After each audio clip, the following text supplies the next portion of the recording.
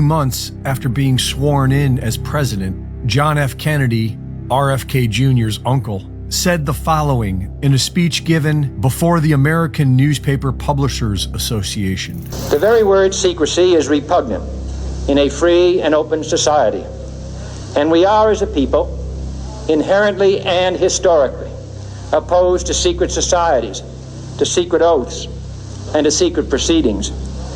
We decided long ago that the dangers of excessive and unwarranted concealment of pertinent facts far outweighed the dangers which are cited to justify it.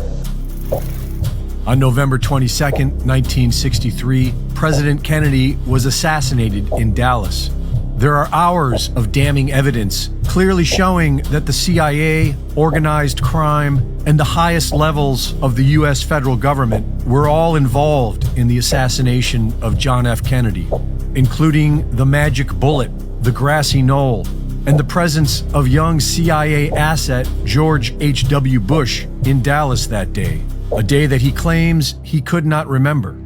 But the entire operation was blamed on a single lone gunman. An hour after hearing that his brother was assassinated, Robert Kennedy told his close aide that he was surprised it wasn't him. He thought that he would be the one they would get. Over the next few days, he wrote letters to his children, charging them with the responsibility to love and serve their country and to remember what their Uncle John had started. A few years later, the New York Times published an article claiming that President Kennedy told one of the highest officials in his administration that he wanted to splinter the CIA in 1,000 pieces and scatter it to the winds. On March 16, 1968, Robert Kennedy officially announced he was running for president.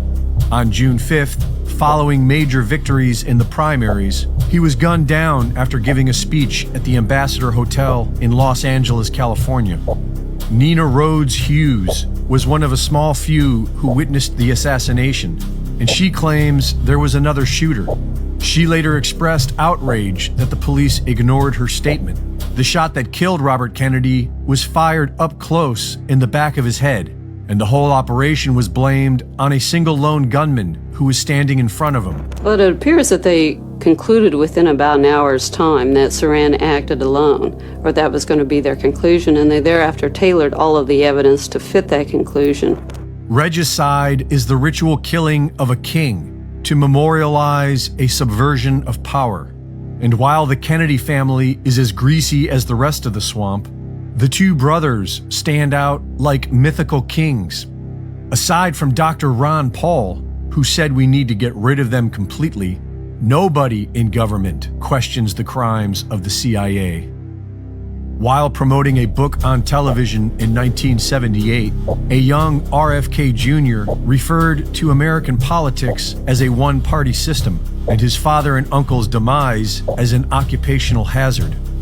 In March of 1999, John F. Kennedy Jr. had a meeting to plan a run for the 2000 U.S. Senate election against Hillary Clinton. 4 months later, he died in a fatal plane crash with all the telltale signs of a cover-up. Recently declassified documents show that Lee Harvey Oswald, the alleged lone gunman in the JFK assassination, was a CIA asset. RFK Jr. is running for president in 2024 and calls out the CIA for the deadly vaccines. He also blames the CIA for the murder of his uncle, which he calls a successful coup d'etat from which our democracy has never recovered. And he believes that his father was assassinated by the security guard who shot him from behind after pushing him into their patsy, Sirhan. One of the interesting things about this case is that Sirhan was reportedly in front of Robert Kennedy, and investigators initially said that he was murdered by a gunshot wound that went through the back of him. So